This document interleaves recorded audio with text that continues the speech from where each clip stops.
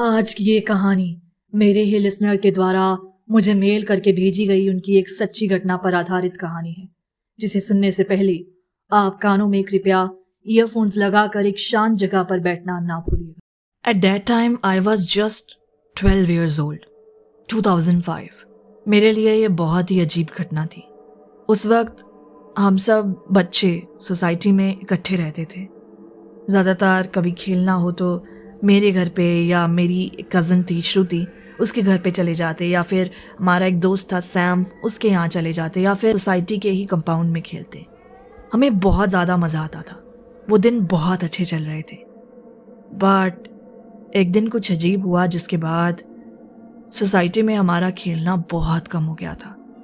हम लोग पहले रात रात तक खेला करते थे, बट उसके बाद से हमें मम्मी 4-5 बजे के बाद ट्यूशन्स भेजती और फिर उसके बाद रात को खेलने ही नहीं देती थी। बात कुछ यूँ हुई कि मैं उस वक्त स्कूल से आई थी। 2-3 बजे का टाइम था। मैं जैसे ही आई, मैंने देखा मिसेस मेहता के घर पे बहुत सारे लोग इकट्ठे हुए थे और सब लोग रो रहे थे। और हमारे जो बड़े भैया थे ना, मतलब मिसेस मेहता के बेटे जो कि बाहर रहते थे, इंडिया से बाहर, वो भी यहाँ आए हुए थे। मिसेस मेहता हमारी एक ऐसी आंटी थी जो 50-60 साल की तो हो गई थी। उनके नाक पर गुस्सा बहुत गंदा रहता था। शायद अकेलेपन की वजह से वो अपने आप में ही चिढ़ती रहती थी। और कभी भी उनके घर अगर कुछ लेने जाओ या हमारी बॉल गलती से उनकी खिड़की से अंदर चली जाती, तो मानो हम लोग तो बस डर के मारे ला ही नहीं पाते थे। बट जैसे ही पता चला कि मिसेस मेहता अब नहीं रही, ये सुनकर बहुत ज़्यादा दुख हुआ। चाहे वो जैसी भी थी, लेकिन कभी कभार वो बच्चों के लिए गिफ्ट्स भी लाती थी। उनके हस्बैंड नहीं थे, बच्चे बाहर रहते थे और वो अकेली थी। खैर, जैसे ही हमें ये पता चला तो हम बच्चों में बातें छिड़ने लगी। कोई कहने लगा कि यार वो ना 3 दिन से ना वहीं पड़ी हुई थी, किसी को पता ही नहीं चला। कोई कहने लगा कि मेरी मम्मी तो बता रही थी कि उनके ऊपर चींटियां चल रही थी। वो अपने कमरे में ऐसे ही पड़ी रही और एक दिन आकर मेड ने जब दरवाज़ा खुलवाया तो पता चला कि वो डेड है। कोई कुछ कह रहा था और कोई कुछ, हम सबकी अपनी अपनी राय बनी हुई थी। अब इन राहों के बाद उनका अंतिम संस्कार हुआ, सारी चीज़ें हुई और उनके जो बच्चे थे वो कुछ सामान इधर उधर बांटकर बाकी उसी कमरे में छोड़कर चले गए थे।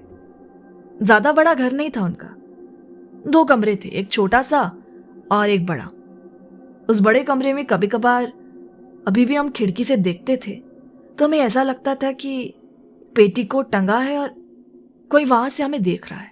और ये शक तब हमारा यकीन में बदला जब उस दिन हमारी बॉल वहां चली गई थी। सैम ने कहा कि यार बॉल लेके आते हैं, अब तो आंटी भी नहीं रही।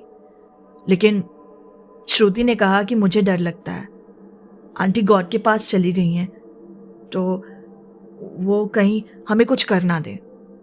श्रुति ना बहुत ज़्यादा डरपोक थी। वो ऐसे मरे हुए लोगों के बारे में सुनती थी ना तो मानो डर ही जाती थी। और उसने तो मिसेस मेहता की लाश भी देखी थी।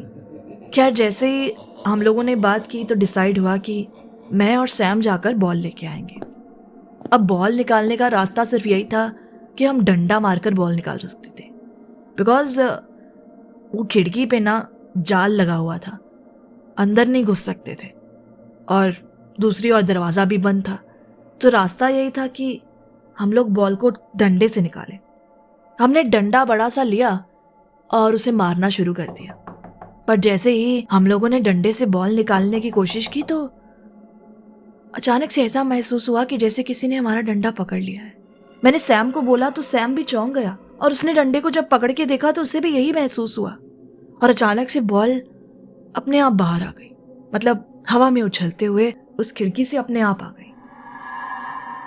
वी वर शॉक्ड, क्योंकि वहां पर कोई था ही नहीं। दरवाजा बंद था और अंदर सिर्फ एक पेटीकोट सा लटका हुआ था और बाकी सब सामान पड़ा था, कुछ दिख ही नहीं रहा था। बॉल का अपने आप आना और इस डंडे का ऐसे हो जाना, हम वहीं पे डंडा छोड़ के वहां से निकले और सब लोगों में जाके शोर मचा दिया। उसके बाद से मम्मी से मैंने बात की तो मम्मी ने कहा ये तुम्हारा वहम होगा।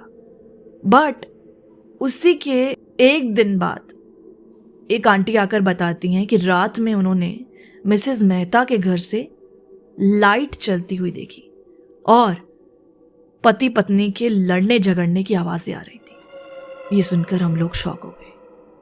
मैं उस वक्त कमरे में थी बट पीछे से बैठकर सुन रही थी। मम्मी ने मुझे कुछ नहीं बताया। मैंने बहुत बार पूछा, दरवाजा खोल के भी देखा गया बट वहां पे कुछ भी नहीं था, बस सामान पड़ा हुआ था। इसके बाद से हमने उस सोसाइटी को छोड़ दिया था।